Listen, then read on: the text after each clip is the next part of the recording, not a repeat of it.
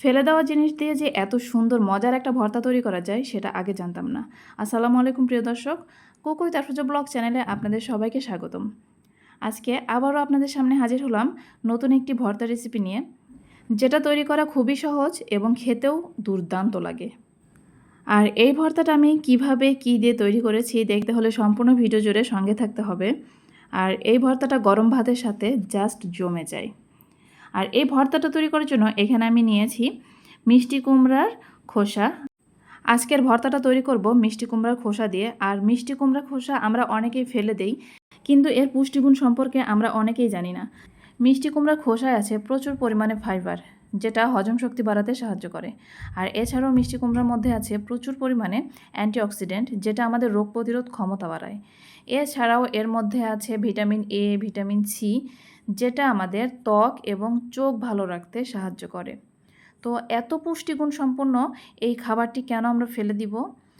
আর এই মিষ্টি কুমড়ো খোসা দিয়ে যে এত মজার একটা ভর্তা তৈরি করা যায়, সেটা না বানালে না খেলে কখনোই বুঝতে পারবেন না। আর এই ভর্তাটা বানানোর জন্য প্রথমেই আমি মিষ্টি কুমড়ার খোসাগুলো ছোট ছোট পিস করে কেটে নিব। আর ছোট ছোট করে কেটে নেওয়ার কারণ হচ্ছে যেন তাড়াতাড়ি সিদ্ধ হয়ে যায়। মিষ্টি কুমড়ার খোসাগুলো ছোট করে কেটে নেওয়া হয়ে গেল। এখন আরও কিছু উপকরণ লাগবে, সেগুলো আমি ধাপে ধাপে কেটে নিব। এই ভর্তাটা বানানোর জন্য আরও লাগবে পেঁয়াজ। এখানে আমি ছোট ছোট কিউব করে পেঁয়াজ কেটে নিব। পেঁয়াজগুলো ছোট ছোট কিউব করে কেটে নেওয়া হয়ে গেল। এখন এই ভর্তাটা করার জন্য আরও নিয়ে নিব কয়েকটা কাঁচামরিচ, নিয়ে নেব কয়েকটা রসুনের কোয়া, আর আরও নিয়ে নিব ধনিয়া পাতা। এছাড়াও নিয়ে নিব দুটো শুকনো মরিচ। এখানে ধনিয়া পাতাগুলোও ছোট ছোট কুচি করে কেটে নিব। ব্যাস, ভর্তা করার জন্য সব কিছুই আমি আগে রেডি করে নিলাম। এখন চলে যাব মূল কাজে। এই ভর্তাটা বানানোর জন্য আরও লাগবে চিংড়ি মাছের শুটকি। এখানে আমি চিংড়ি মাছের শুটকি নিয়েছি, ছোট ছোট চিংড়ি মাছের শুটকি নিয়েছি। এখন এই চিংড়ি মাছের শুটকিগুলো ভালো করে পরিষ্কার করে ধুয়ে নিব। এখানে অফ ক্যামেরাতে চিংড়ি মাছের শুটকিগুলো আমি ভালো করে ধুয়ে নিব। এখন চুলোয় একটি কড়াই বসিয়ে দিলাম, তাতে দিয়ে দিলাম সরিষার তেল। তেল কিছুটা গরম হয়ে আসলে এর মধ্যে দিয়ে দিলাম কাঁচামরিচ, আরও দিয়ে দিলাম রসুনের কোয়া। এখন দিয়ে দিব কিউব করে কেটে রাখা পেঁয়াজ। কাঁচামরিচ, রসুনের কোয়া এবং কিউব করে কেটে রাখা পেঁয়াজগুলো দিয়ে কিছু সময় নেড়েচেড়ে ভেজে নিব।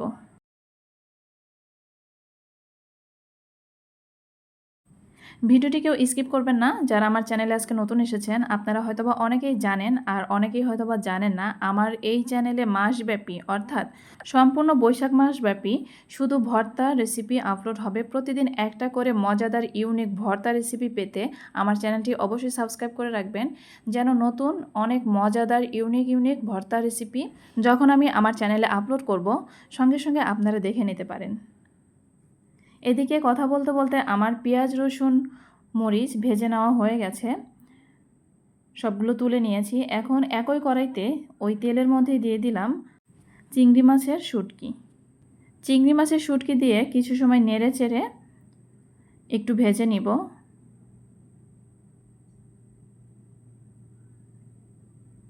দিয়ে দিচ্ছি সামান্য একটু লবণ।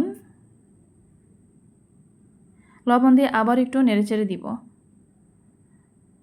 চিংড়ি মাছের শুটকি 2 মিনিটের মতো নেড়ে চেড়ে এর মধ্যে দিয়ে দিব কেটে রাখা মিষ্টি কুমড়ার খোসা। এখন চিংড়ি মাছের শুটকির সঙ্গে এই খোসা ভালো করে নেড়ে চেড়ে সিদ্ধ করা পর্যন্ত ভেজে নিব। এই সময় চুলোর আঁচ রাখতে হবে লো মিডিয়াম। কিছু সময় নেড়ে চেড়ে এর মধ্যে দিয়ে দিব সামান্য একটু পানি, যেন তাড়াতাড়ি সিদ্ধ হয়ে যায়। খুব বেশি পানি দিব না।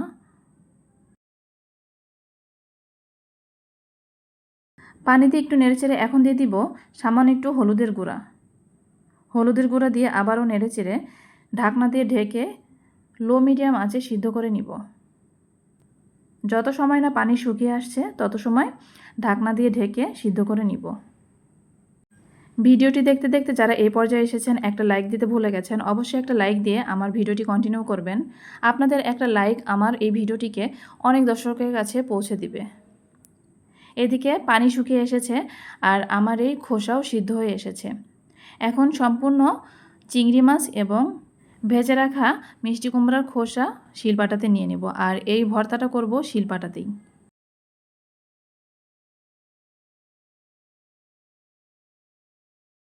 শিলপাটাতে বেটে নিব।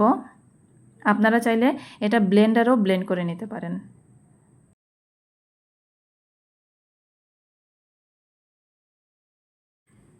এখানে একবার বেটে নেওয়া হয়ে গেছে, আরও একবার এটা বেটে নিব।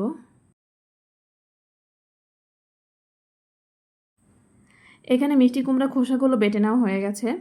এখন নিয়ে নিব ভেজে রাখা পেঁয়াজ, কাঁচামরিচ, শুকনা মরিচ এবং রসুন।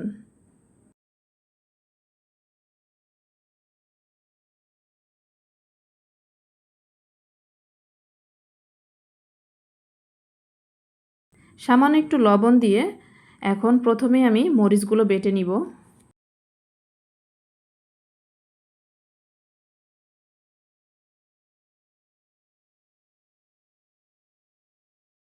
আপনারা কারা কারা এভাবে এই ভর্তাটা করেন অবশ্যই কমেন্টে জানাবেন।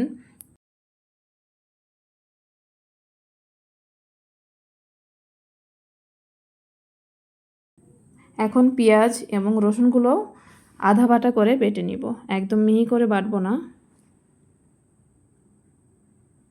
সব কিছু বেটে নেওয়া হয়ে গেছে, এখন ভালো করে সব কিছু মিশিয়ে নিব।